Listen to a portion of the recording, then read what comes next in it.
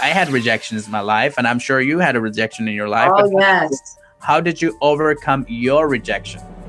Well, one of the things I had to first identify is that the first question I would ask, why?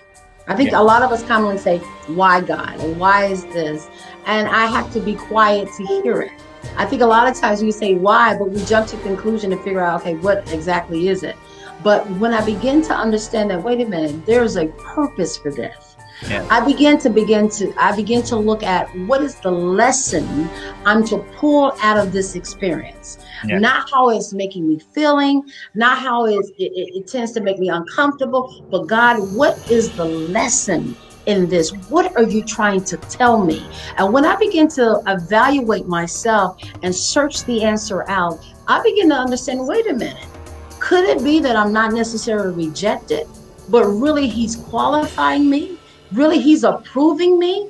See, this is the thing. Sometimes when the man rejects you, it's only because God has already approved you. And Wow. if you can understand that that rejection from man has no connection to your relationship with God, and sometimes God would allow you, he loves you so much, he's not going to allow you to just be in anything, to do anything, to associate with anything, even though you have your desires. What is the will of God in my life? And could it be that what he's rejected me from does not align to my destiny? Could it be what he's rejecting me from has nothing to do with my future? So I thank God that he doesn't allow me to waste my time and something that's irrelevant to where he's taking me to. So we got to stop looking at rejection as it's this destruction. It is something that's going to, push me out, or it's going to harm me. Could it be rejection is literally, watch this, can be the very thing you've been praying for? Could it be that rejection is just the stepping stone for your next place and your next, what I call destination, for what God see on you for your future? See what happens, I've learned, Apostle, that sometimes God would allow us to reject our present in order to tap into our future. And so Wow. sometimes rejection can come in your life just to push you out of what you gotten complacent in.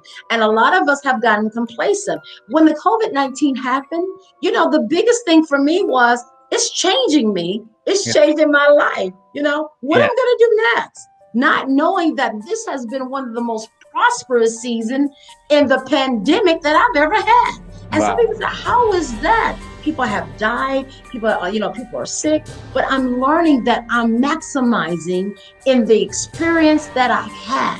I did not allow the rejection in this situation to make me feel defeated, but I allow it to be, watch this, a challenge of opportunity. It has now challenged me to want to do something bigger, something greater, figure out how to do this that I never tried to do before. It's to expand you, it's to stretch you. And we have to see rejection just as that. So when rejection came in my life, Yeah. I had to make the choice. Either I'm going to die with rejection, or I'm going to build from the rejection. I choose to build. Wow. I chose to build. I chose to build. Wow. I remember, one of the Dr. Cindy Trim interview with TD Jakes on the TVN many, many years ago. And she was exactly talking about, she said, rejection does not mean that you're worthless. It simply means the person who rejected you is not the worthwhile to be with you, because that person is not compared to you or to your value. That's right. It sometimes happens that way.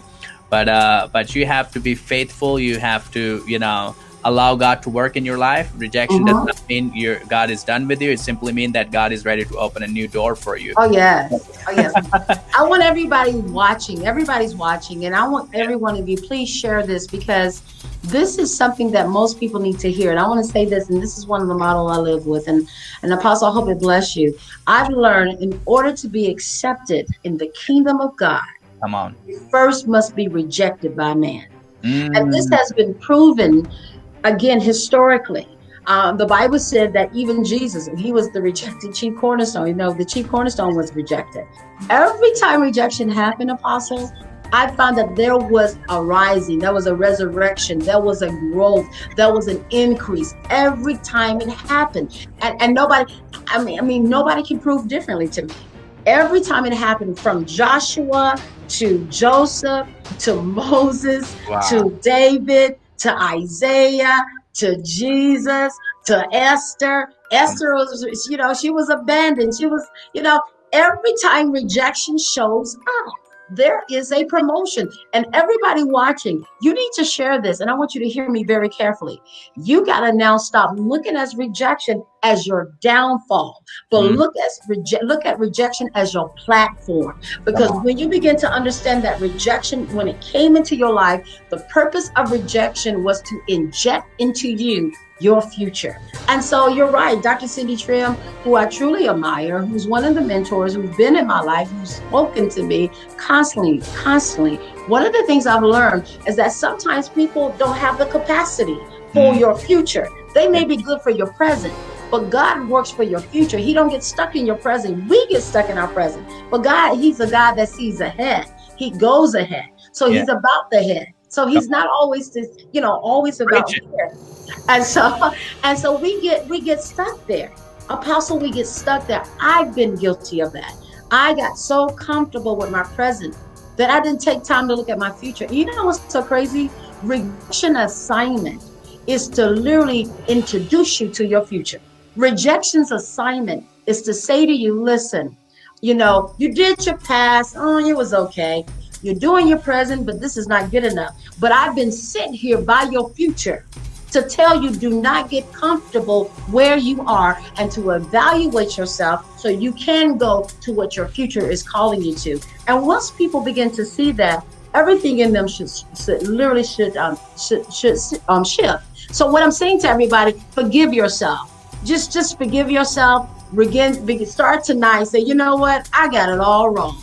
I got all this wrong. Here I am thinking I'm punished. Here I'm thinking I'm not good enough. But what I'm realizing, I'm better than good enough. As a matter of fact, I'm qualified.